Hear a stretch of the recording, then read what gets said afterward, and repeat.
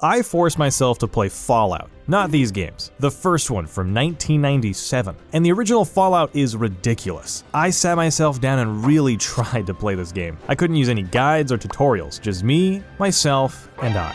And my goal was to answer if this game is even worth playing, could I even have fun with it, and if anyone else should even play this older game in the series. So let me show you a little bit of my experience with Fallout. For one, this game doesn't have you trying to find your son, father, or even getting revenge on a man while wasting your life in a casino listening to Marty Robbins. To the town of our The main premise for this story is that you need to help your vault get a water chip by heading over to Vault 15 and borrowing one of theirs. They let you know this by giving you a sticky note on your Pip-Boy stating 150 days left. Congratulations, you now have an in-game timer, in which if those days hit 0, bye-bye. So after creating your character, you get thrown outside the vault and have to fend for yourself. Right away, you have to figure out how to get used to how the UI looks, use your inventory, and use the supplies they give you. Luckily, the Overseer does give you a gun, because now you have to get rid of the rat infestation right in front of you. We missed, and now he's gonna hit me. Ah! 2 points of damage.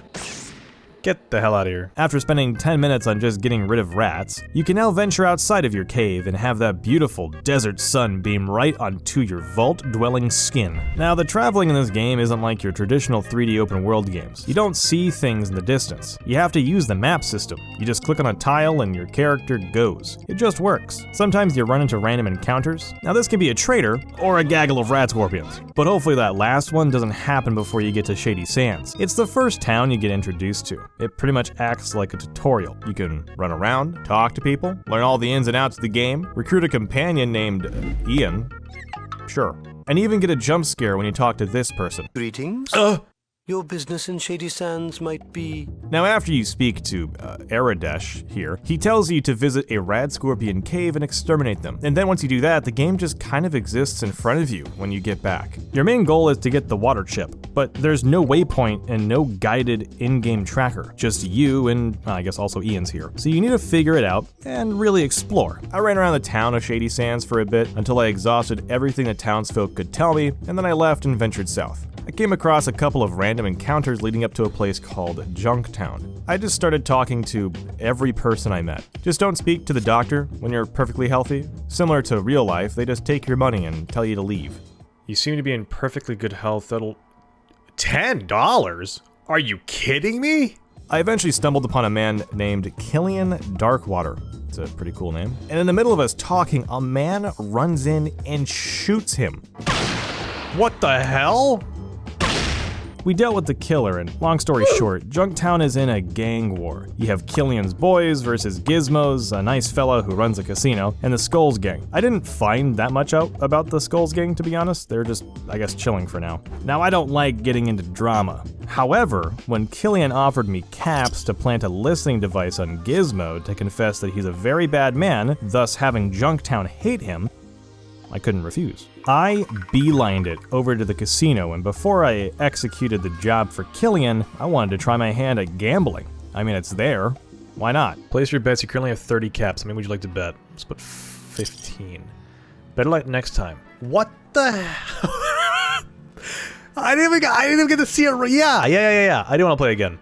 Let's do 15.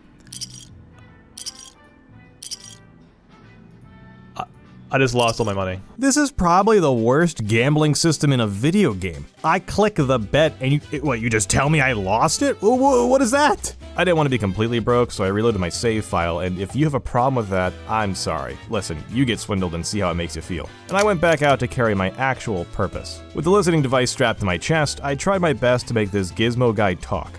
What do you want? I'm a busy man. I chose the wrong option, and I just want to know how someone as stupid as you is still alive. You know, I don't like it when people insult me in my own place. Izzo, escort our guest out through the window. I'm dead. Your bones are scraped clean by the desolate wind. Your vault will now surely die, as you have. On the second attempt, I gave him the idea that we could double-cross Killian, and then I told him to say it louder into my pocket. You're either real stupid. On the third attempt, we got what we wanted. I went back to Killian and his guards, and we teleported to Gizmo and took him out. Easiest caps of my life. I still didn't have a water chip. You know, the whole reason why I'm out here. I traveled south and found the hub. But reality struck me. Why should I explore this place while my fellow vault dwellers are gonna die if I don't complete my mission? I had a gun, I had armor, and my companion Ian by my side. I knew what I had to do. So I rushed over to Vault 15 in an attempt to get the water chip early. We met a caravan that didn't want to talk to us. I found a giant footprint with a stealth boy, which will come in handy later. And then we encountered some not so nice rad scorpions that Ian handled really well. 7 in-game days later, I don't know if my character eats food or drinks anything. This dude is just raw dogging the desert. Anyways, we made it to our destination. Down the ladder, Ian and I were greeted by some lovely rats. We took those out with ease. We came across our first mole rat, and this thing is disgusting. Ian handled that for me. Ian is great. Can we agree on that? I made my way towards the elevator shaft, and I couldn't get down. I needed a rope? Where the hell am I gonna find a rope in the wasteland? I went to the closest settlement to our left, which was Shady Sands, and the first person I talked to had a rope. Wow. I still can't believe I got that lucky. I think I love you, Seth. Ian and I took the rope, booked it back to the vault, because remember, we need that water chip. We made it down the shaft with our newfound rope and cleared out all of the hostiles, and we looted a locker that had grenades and a dynamite bundle inside. Sure, yeah, okay. But it didn't matter since we would end up getting our hopes and dreams crushed.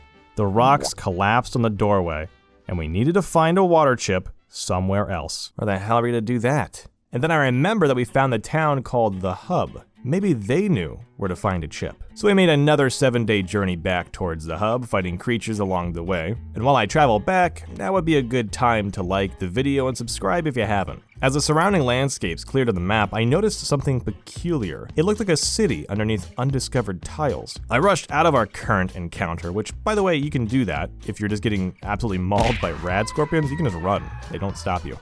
Well, they try, but you get the idea. And then I went to discover this mystery town. Ghoul, that is a lot of ghouls. You know what? I don't think we're supposed to be there just yet. Necropolis. With Necropolis discovered, a place I wanted to be very, very far away from, we headed back to our original destination, the hub. I talked to everyone about the possibilities of a water chip. Anyone I could ask, I did so. And most people were asking for money, but in being quite the talkative individual, I landed upon something interesting. This town had water merchants. I was pointed towards their offices and asked the person behind the desk about their water supply. And she said something to me that I didn't want to hear. Apparently, Necropolis had a water chip. Whoa, Necropolis? With all the ghouls? The place with all of the ghouls. Yeah. I had to go back to that. Damn it. I didn't know how ghouls were gonna react in this game. I mean, you've seen them in Fallout 4. I can barely shoot them while they swarm me in that game. So what's it gonna be like here? With my current gun that was equipped, I knew that I was gonna be in trouble. The problem with this gun is that during my turn, I can only fire a bullet once with my current stats. You have action points in this game. Unlike the newer games where AP is just your stamina meter, in this game it's what tells you what you can and can't do during combat. You move one tile, it's one action point. I needed something that could fire at least twice during combat. More bang for my buck. When looking at the map, leaving the hub, I saw Junktown north of us and realized I never looted Gizmo's body since they teleported us out of this building right after we axed him. So I went back to his corpse, and sure enough, a completely free gun for the taking. Now, all that was in the way was Necropolis. And these ghouls really stunned me at first. Those grenades that I found in Vault 15's locker seemed promising. I thought, why not test them on some ghouls? Surely it'll get rid of them easily, right?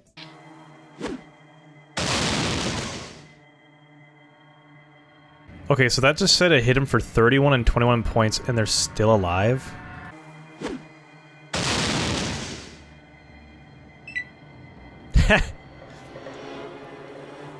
I'm sorry, what? Either my throwing arm didn't work well, or these guys are built different. Luckily, they aren't all that fast, which allowed Ian and myself to shoot them from a distance and defeat them. Except for this one ghoul. They were chill, so we agreed just to say truce and then we climbed down a manhole, which led us to more ghouls. However, these were different. Oh, you're peaceful? What the hell? I thought you guys were...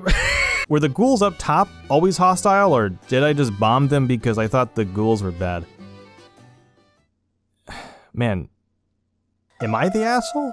I was told by this lovely fellow that there is a group led by someone named Set. So the ghouls up top were bad and they protected something for a higher force, and the ghouls that didn't want to help Set lived down here. Okay. Now they had a water pump, but it broke, so now they use a water chip to help clean their water. This ghoul leader that I'm talking to wants Ian and I to help fix the water pump, and then we can take the water chip. Alright, so I may have lied to him. I told him we'd fix the pump, but to be honest, I'm just gonna take the water chip and help myself. I was pointed in the direction of where they keep the chip, and I found myself at a very interesting roadblock. Larry and Harry, these super mutants, don't like humans. So when I walked inside the building, Harry immediately started to talk to me, asking who I was. Hey, you not look like ghoul. How come? That's because I dressed up really snazzy today. You not ghoul. I knew. Not fool Harry. Yeah, that's pretty obvious. You not ghoul.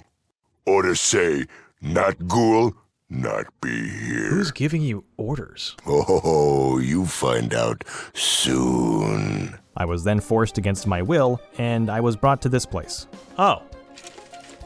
This other handsome super mutant began to interrogate me, asking me where my vault is. All I had to do in order to be free from this situation was become one of them, a super mutant, and I'd be rewarded. Curiosity got a hold of me here, and well, curiosity also killed the cat. Or in this case, me and my entire vault. I got dunked into a green vat of what I'm guessing is radioactive sludge, and well, this is what happened to my vault.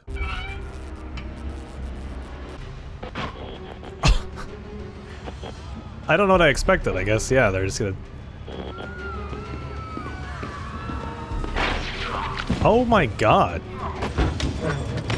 Oh my god. So that was one of the endings to the game. Spoilers, I apologize. It was the bad ending, as you could have probably figured out. I reloaded the save file and tried the stealth approach. I took my stealth boy that I looted earlier and toggled it, allowing me to pass right by Harry.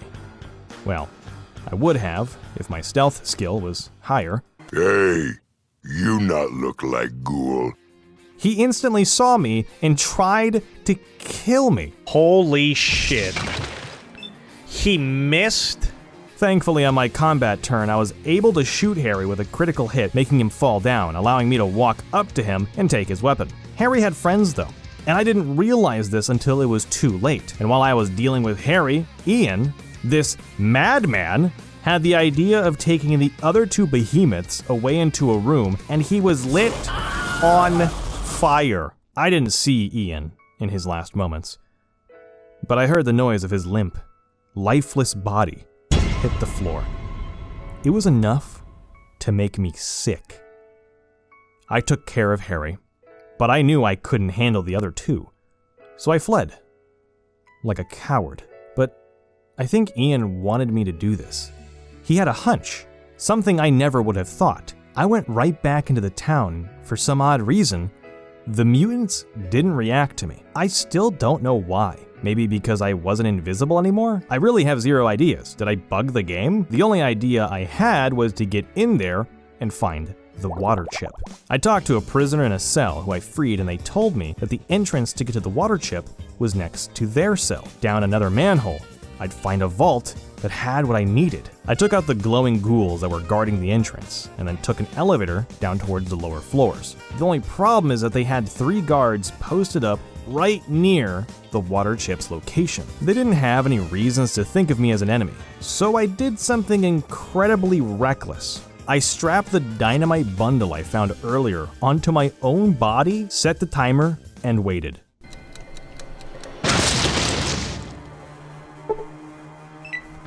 Holy shit.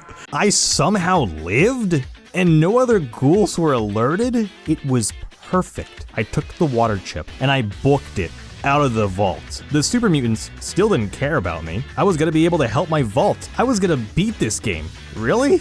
That was it? No more timer for the water chip. That was the shortest game I have ever played. I got to my vault. I went down to floor 3 and met face to face with my overseer. My vault was safe. Now I can sit back while the credits roll. The game is still going. I went back to the overseer because maybe I missed a dialogue option. He wants me to go back into the wasteland and get rid of some mutants and shut down the person making more super mutants. Well, at least I don't have to worry about the timer anymore. Congratulations, the rest of the world is now explorable without a timer. You can now finish the actual main story and all of the side quests. It was here when I realized how many more layers this game had. I didn't even know I had side quests until after I handed in the water chip. I continued my playthrough for over 10 more hours after everything you just saw here. This is my dude at the start of the game, and this was him at the end of the game. I gained new companions, R.I.P. Ian, found new guns, and even discovered new settlements, side quests, and even more Fallout charm to make me keep playing. In this video, I cut up so many minutes of me just walking around towns and asking people questions. My time spent just moving my mouse over every item just to see what it is. And of course, gambling my money at another casino I found. Also in this playthrough, from start to finish, I died over 48 more times. Don't worry. I counted for you. I did say at the start of the video I would only be showing a little bit of my experience, in case, I don't know, some viewers out there wanted to experience the rest of the original Wasteland for themselves. I want more people to play this game, and if I did show you the rest, well, this video would be probably 50 minutes longer than it already is. The difficulty also spiked heavily in this game. They want me to clear super mutants? I'm sorry, did you see those guys? They turned Ian into ash. It took me hours before I enacted my revenge on Ian's poor soot pile. I'll always miss you, buddy. I would highly recommend a guide or videos to help you. I spent around 18 hours in total playing this until I got the credits. You can probably shave 6 to 7 hours with help. I forced myself to do this. You don't have to. Make your life easier. Please. From what I got, playing Fallout is this. It's a top-down gameplay experience that simply does not hold your hand. While, yes, you are technically the main character of this game, they certainly do not treat you this way. It is a rough and challenging experience, but my goodness, this game rewards critical thinking and patience. I didn't know what to expect when starting it up. More importantly, I did not expect to make a video out of this. I really thought I would play it for 30 minutes and then say, that was neat, and uninstall it. I genuinely had a blast playing this. If you were wondering why this game is ridiculous, it's because Fallout 1 did what newer games can't do for me today, and that's keep me there until the end. It gave me such a unique experience, especially today when it seems like most games that are coming out are just cookie-cutter copies meant to try and print money. Despite its dated graphics and occasionally clunky interface, Fallout 1 will now remain a classic for me. If you're a Fallout fan and you've never touched this game in the series, play it. Yes, it's an older game. It will be a hurdle to get used to how it plays, but it still has that Fallout flair that everyone loves it for. Where else do you think the newer games got theirs? It started here, in the original Wasteland. Now, if you don't mind, I'm gonna go ahead and start my second playthrough and try not to die over 50 times. And while I do that, go watch my other videos and enjoy those. Okay, bye.